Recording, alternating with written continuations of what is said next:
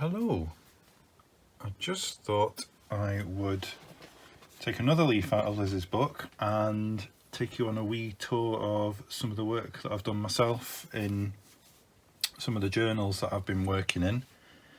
This book I'm actually working in at the moment is a old shop ledger. I can remember the days when I was doing my paper round and everybody's newspapers would be written in these and all their payments and everything. So I actually acquired one of these and a bigger one, and they're fantastic to work in.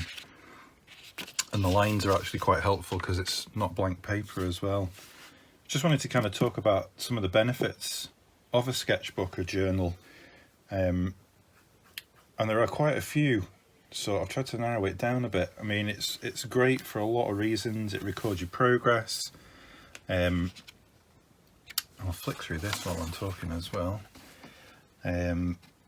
So it's good if you date your work, and then you have kind of a record of, you know, when you've kind of worked on things, because, you know, hopefully if you guys carry on for years to come, it would be really nice to look back, you know, and see the dates for when you've been working on things. I suppose the most important thing for me is kind of the mindfulness part of it and enjoying escaping. You can escape into a sketchbook, and especially once you start to get the flow, or you get into the zone and you kind of get really lost, which I know some of you are doing already, where you're saying that you're losing like 2 hours at a time. And it's a visual diary, you know. If you make notes, you know, when you're out and about, you can talk about the weather and birds and maybe about how you're feeling, and you know that, you know, it's great. It's like a visual kind of record of where you are at the time and when you've been doing work.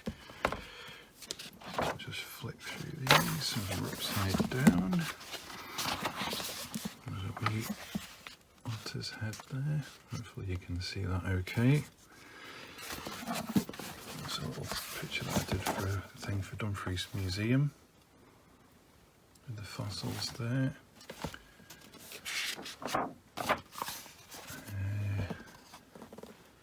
I think that's the old man of Hoy. I hope so, otherwise I'll get shot if I get that wrong. I think that's what it is. The tawny owl. Good for developing ideas, you know, for building on, you know, kind of if you're building a bigger project, sketchbooks are great for getting all your ideas and workings out done in there. And I suppose for this project, they're a really, really good place for experimentation, practice, and nobody needs to see, you know, what you're doing, so you can kind of work on things and then hide them away if you don't want anybody to see them. And yeah, another thing for me really is a way of seeing the world. If you paint, if you draw, sketch, paint a view, you are much more likely to remember that. You're much more likely to enjoy it as well. Sometimes you get to a view and you concentrate so much on just taking a photograph. Once that's done, you kind of walk away from it, and then that's it. It's a little ode to War of the Worlds there. Quite like that one. With the tripods. Yeah, so it's a really, really good way of capturing and remembering a view.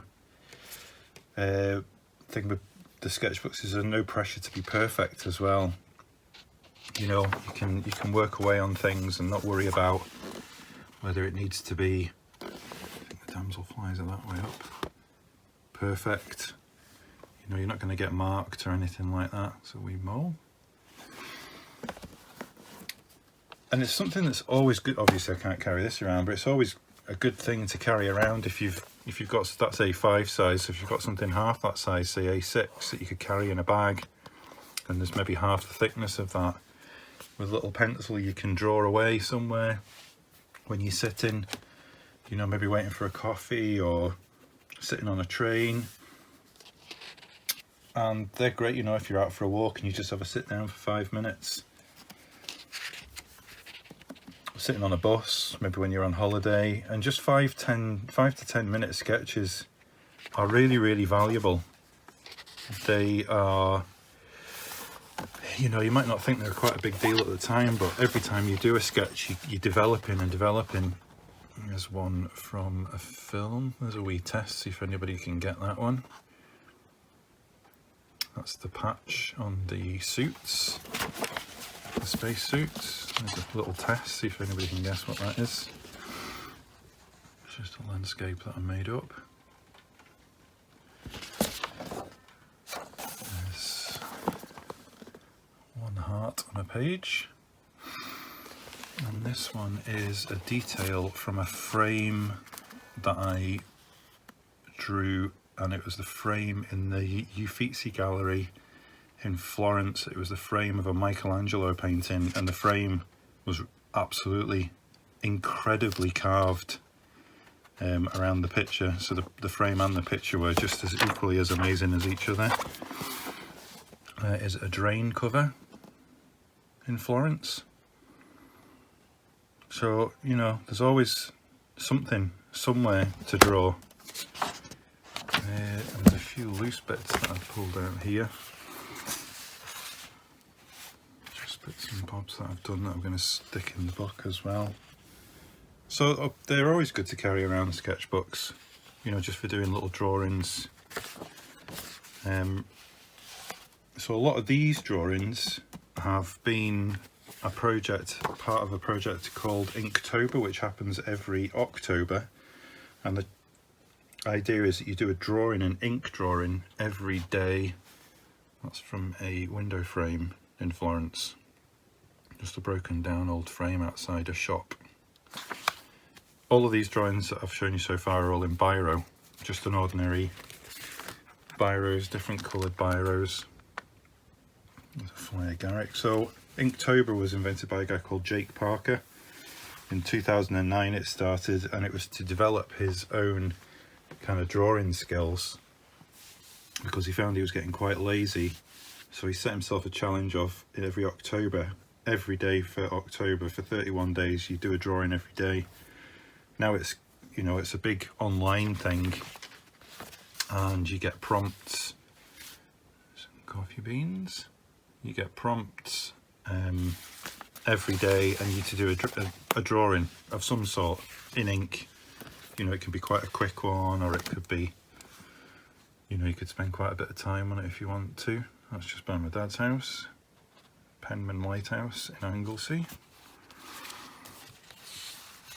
So that's something that's probably going to be good to look out for in October. And there are varying degrees of the challenge. You can do every other day or one every 3 days, but the idea is to do one every day. It's quite tough, it can be quite difficult, you know, if you've got lots of different things going on, but I would highly recommend it. It's a really, really rewarding thing once you've come out the other end and you've drawn every day.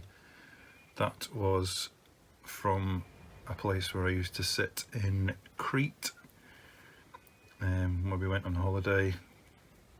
I used to sit on the beach and draw away there. There's a wee autumn leaf.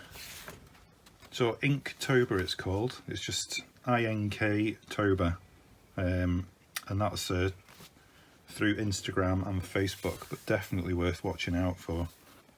And I've actually timed with my October holidays. I've usually always been doing it on holiday as well. So I've had some really, really good memories of sitting and drawing while I've been away in Turkey or Crete or Italy, wherever we've been. There's another one. It's a wee test, see if anybody can guess what that guy is. It was supposed to be one night when I said I was only going to sit down for 20 minutes, and then 2 hours later. There's some wee chicken feathers. Everything's biro, coloured biros. It's kind of partly made up. And there's a wee sperm whale. So yeah, sketchbooks are amazing things. If you only ever worked in a sketchbook and didn't work in anything else, you know, you're still going to have a lot of amazing creative adventures. There's So there's somebody in the group that's got prints of these. The only prints actually, which were entered in for a postcard competition. So there's only these originals and one other print that exist. You know who you are. So yeah, I just thought I'd give you a little tour around. There's a lot more stuff, but I'm not gonna